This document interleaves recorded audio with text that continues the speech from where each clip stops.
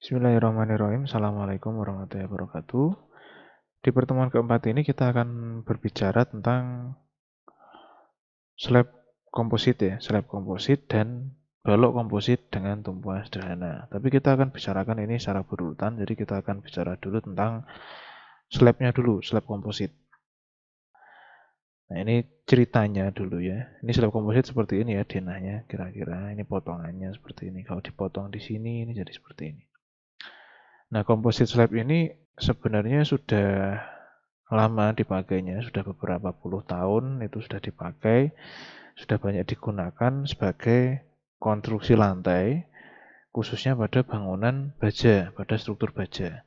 Kalau pada struktur beton kan tinggal dicor saja berbarengan dengan baloknya kan, monolit. Tapi kalau pada struktur baja, baja ini kan yang banyak hanya bagian kolom baloknya saja. Sedangkan untuk lantainya itu kalau kita memakai baja sangat mahal sekali. Dan kalau dipakai dengan berat yang sama dengan beton itu akan jadi berat sekali. Kalau dipakai dengan tebal yang sama dengan beton itu jadi berat sekali. Kalau dipakai tipis itu kuat sebenarnya. Tapi dia tidak kaku. Dia akan gampang melendut, gampang bergetar.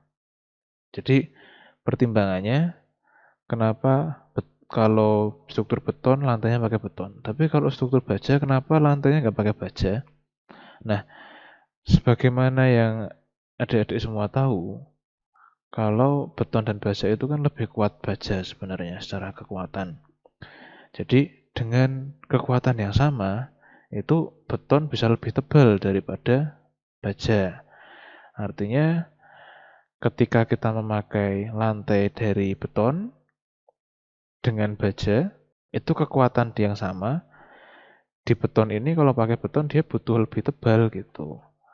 Sebaliknya kalau kita pakai baja dengan kebutuhan kekuatan yang sama dengan beton yang katakanlah 15 cm atau 12 cm, itu paling butuhnya tipis sekali gitu. Paling-paling 1 cm tebalnya gitu. Nah, itu kan sangat tipis sekali gitu. Kuat memang kuat, tapi dia akan jadi sangat tipis. Nah, risikonya kalau sangat tipis itu nanti akan gampang melendut atau gampang bergetar juga.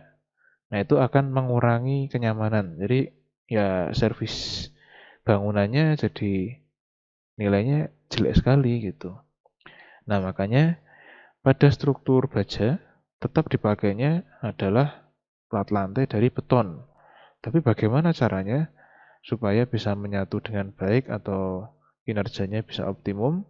Itu dipakai dengan komposit ini, komposit slab atau plat komposit. Ini sudah lama sebenarnya dipakai, sudah puluhan tahun ya dipakainya. Nah, sedangkan untuk prosedur desainnya sendiri itu juga sudah banyak berkembang gitu terkait komposit slab ini gitu. Nah, komposit slab ini konstruksinya itu memakai yang kemarin saya bicarakan yaitu plat bondek atau biasa secara umum kita sebut steel sheeting ya. Steel sheeting itu yang banyak dipakai untuk membuat plat komposit gitu. Untuk British Standard ya, ini kan banyak diakui juga BS. Untuk British Standard itu baru muncul untuk desain komposit lantai itu pada tahun 1982.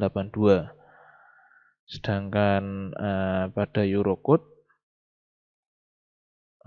itu mengatur tentang seatingnya sendiri. Kemudian seating itu si bajanya itu ya, bondeknya sendiri itu ada prosedur desain tentang itu dan ada juga prosedur desain untuk composite slabnya. Itu yang di Eurocode. Nah, untuk steel seating ini itu harus dihitung bukan hanya ketika beton sudah mengeras saja, tetapi mulai dari metode pelaksanaannya itu mulai dari saat pelaksanaan pembangunan itu juga harus diperhitungkan beban-bebannya. Gitu katakanlah ketika mulai pembangunan itu kan ada beban pipa ya kan, pipa konkret, pipa beton ya, pipa beton dari untuk konkret pam. Kemudian ada beban getaran ketika pemadatan dan lain sebagainya. Jadi ini harus dihitung juga. Ketika si steel sheeting ini berdiri sendiri, dia harus mampu menahan beton yang basah. Jadi ketika betonnya masih basah itu kan dia nggak punya kekuatan. Kalau dia nggak punya kekuatan, artinya si beton basah ini hanya membebani steel sheeting-nya saja. Nah, steel sheeting ini harus dihitung mampu untuk menahan beban dari beton basah itu tadi. Tapi kalau sudah mengeras kan beda cerita. Kalau sudah mengeras, beton yang basah tadi kan punya ketebalan dan punya kekakuan serta kekuatan. Jadi beton yang basah tadi dengan ketebalan tertentu, dia sudah punya kekuatan untuk menahan berat sendirinya, dibantu dengan steel sheeting. Tapi ketika betonnya masih basah, full beton itu bekerja sebagai beban saja. Nah, itu akan membebani si steel sheeting-nya itu. Nah, steel sheeting-nya itu wajib dihitung untuk mampu menahan beban itu gitu. Nah, ini menurut Eurocode ya diatur bebannya untuk construction loading, namanya construction loading. Jadi beban-beban ketika masa konstruksi itu kita sebut construction loading. Itu bisa kita gunakan antara 0,75 sampai 1,5 kN per meter persegi. Tapi pada umumnya dipakai 1 kN per meter persegi.